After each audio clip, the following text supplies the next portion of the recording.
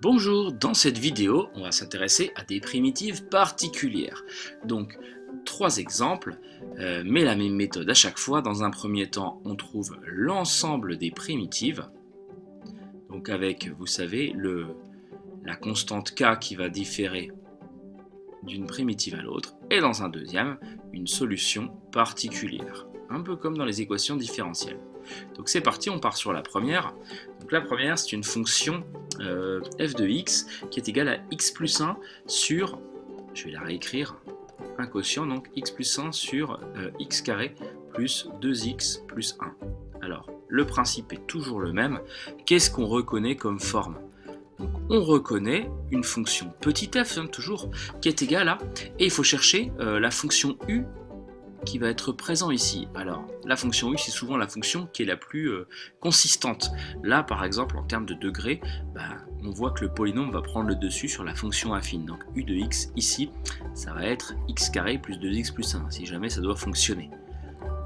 Et u' de x, vous ne regardez pas votre fonction f, mais simplement ce que vous avez posé pour l'instant. Si u de x, c'est x carré plus 2x plus 1, u' de x, forcément, ça sera 2x plus la dérivée de 2x, c'est 2. 2x plus 2. Et maintenant, vous revenez à votre forme initiale. Donc, on voit qu'au dénominateur, on a bien u. Au numérateur, en revanche, on n'a pas tout à fait u', mais ça y ressemble fortement. Quelle est cette quantité par rapport à 2x plus 2? Eh bien, c'est la moitié. Donc, on va écrire évidemment u', on en a besoin, mais on va mettre un facteur 1/2 devant. Vérifions, u donc ça donne ceci, et puis donc u' sur 2, ça fait bien 2x plus 2, le tout sur 2, c'est-à-dire x plus 1, tout va bien. Et donc quand on a posé cette forme f, c'est là qu'on fait appel à son cours, donc que vaut grand f? Alors quand on a u' sur u, ça fait référence à 1 sur x, quelle est la primitive de 1 sur x? C'est ln de x, quelle est la primitive de u' sur u? C'est ln de u. Alors évidemment, doit être à valeur positive, ce qui n'est pas forcément précisé ici. Normalement, il y a des valeurs absolues autour, mais ici, on ne les mettra pas. Donc, ln de u. Et ce facteur, on ne l'oublie pas, tout simplement. 1/2 de ln de u plus k. On va pouvoir conclure sur l'ensemble des primitives. Grand f de x, c'est 1/2 de ln de x carré plus 2x plus 1, le tout plus k. Deuxième étape, or, qu'est-ce qu'on sait de grand f? Eh bien, on sait que grand f de 0, ça vaut 1. On remplace x par 0. 1/2 de ln de 0 au carré plus 0, 2 fois 0, qui donne 0, plus 1, le tout plus k égale 1. Ça équivaut à 0 au carré plus 0, ça fait 0. Donc tout ça, c'est ln de 1. 1/2 de ln de 1 plus k qui vaut 1. Mais ln de 1, ça vaut 0 aussi. 1/2 fois 0, 0, donc on trouve directement k égale 1. Conclusion, la seule fonction grand f que je cherche, c'est 1/2 de ln de x carré plus 2x plus 1, le tout plus 1. Voilà pour ce premier résultat. Deuxième, on part sur une fonction g de x qui est égale à ln de x sur x. Alors, un peu plus subtile, elle est très classique, donc on pense, comme ici, naturellement à un quotient, auquel, forcément u sur u. Sauf que ça ne va pas. Si u c'est x, u', ça serait 1 et pas ln de x. Donc on se dit peut-être que du coup le u c'est ln de x. Mais la dérivée de ln de x, c'est pas x. Alors là, l'idée, c'est de transformer cette fonction de base. Que vaut ln de x sur x? C'est tout simplement ln de x multiplié par 1 sur x. Et là, on fait ressortir quelle forme? Une fonction multipliée par une autre. Il suffit de trouver qui est u' parmi les deux. C'est ce que je vais remettre ici. On reconnaît donc g égale u fois u'. Alors après, qui est u? U de x.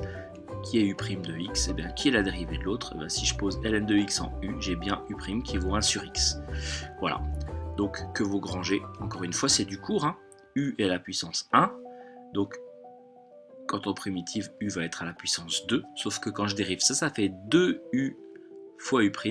Donc, il faut mettre u2 sur 2. 2u fois u' sur 2, les deux s'en vont, ça donne bien ça quand on redérive. Conclusion, ma fonction g de x, ici ça va être ln de x, le tout au carré, sur 2, encore une fois, plus k. Or, qu'est-ce que j'ai comme point particulier pour cette fonction g? J'ai g de 1 qui vaut 2. Donc ça va donner ln de 1 au carré sur 2 plus k égale 2. Or ln de 1 ça vaut toujours 0, au carré 0 sur 2, 0. On se retrouve directement avec k égale 2. Donc grand G de x c'est ln de x le tout sur 2 au carré, pardon, le tout sur 2 plus k. Petite remarque quand même, hein, le carré on n'a pas le droit de le faire passer devant ici. Hein. Quand est-ce qu'on a le droit de passer le carré devant? Quand le carré porte juste sur le x, pas sur tout le ln. Donc résultat final. Je ne sais pas pourquoi j'ai mis plus k, c'est évidemment plus 2. Hop. Donc la dernière, c'est une fonction avec des racines carrées. Donc j'ai h de x qui est égal à x sur racine de x carré plus 1. Pareil, on va reconnaître une forme. Alors on se doute que, vu qu'on a des racines, on va avoir des difficultés à s'en débarrasser. Donc il y en aura dans la fonction petit h. Donc ça c'est censé être un petit h, pardon. Donc petit h, qu'est-ce que c'est? Il y a du prime. Là il y a un 2 aussi, décidément. Donc ma fonction u de x, ça va être ce qu'il y a sous la racine, 2x carré plus 1. Et donc je focalise dessus. Si u de x c'est 2x carré plus 1, que vaut u' de x? Forcément, la dérivée de 2x carré plus 1 c'est 4x. Donc il me faut forcément 4x là-dedans. Qu'est-ce que j'ai? J'ai pour l'instant racine de u. Au-dessus j'ai pas 4x, j'ai juste x. Donc en fait j'ai la dérivée sur 4, 4 fois moins. Donc 4x sur 4 ça fait bien x. Voilà, je suis en présence de cette forme. Et donc je vais chercher dans mon cours, en h dans ce cas-là, eh bien on sait qu'il y a du racine de u. Quelle est la dérivée de racine de u? Eh bien c'est u' sur 2 racine de u. Ici je n'ai pas 2, j'ai 4. Donc c'est pas vraiment un souci, on va juste décomposer ça. Hein. Qu'est-ce que je peux dire toujours de petit h? Eh bien je peux très bien dire que c'est ceci, ça m'arrange. Mais sauf que j'ai pas 4, j'ai pas 2, j'ai 4. Donc en fait je vais remettre un 1,5 devant. 1,5 fois 1,5 ça fait bien un quart. 2 fois 2 ça fait 4. Donc en gros voilà j'ai un facteur 1,5 qui va traîner devant. Conclusion, ma fonction grand H, ça va être égal, grand H de x égale 1,5 de racine de 2x carré plus 1. Encore une fois, plus k. Or, phrase en français, et c'est la fonction grand H qui s'annule en 0. Ça veut dire que h de 0, c'est égal à 0. Et donc ça équivaut à 1,5 de racine de 2 fois 0 au carré plus 1 plus k, qui vaut 0. 0 carré 0 fois 2, 0 plus 1, 1.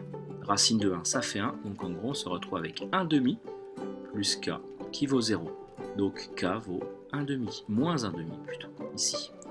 Conclusion, grand H de x, ça va être 1,5 de racine de 2x carré plus 1, moins 1,5. Voilà pour ces 3 exemples, n'hésitez pas à les retravailler, c'est toujours le même principe, c'est-à-dire on pose la fonction u, on trouve u', et on regarde quelle forme on a sous nos yeux, éventuellement en compensant par une constante. Une fois qu'on a cette reconnaissance de la fonction, on primitive grâce au cours qu'on est censé connaître par cœur, on peut vérifier en dérivant cette chose-là et en retrouvant celle-là, et puis si on vous demande une solution particulière, vous posez plus k pour avoir l'ensemble des primitives, et vous appliquez x avec la valeur qu'on vous donne et l'image pour obtenir le cas bien spécifique. A bientôt pour une prochaine vidéo.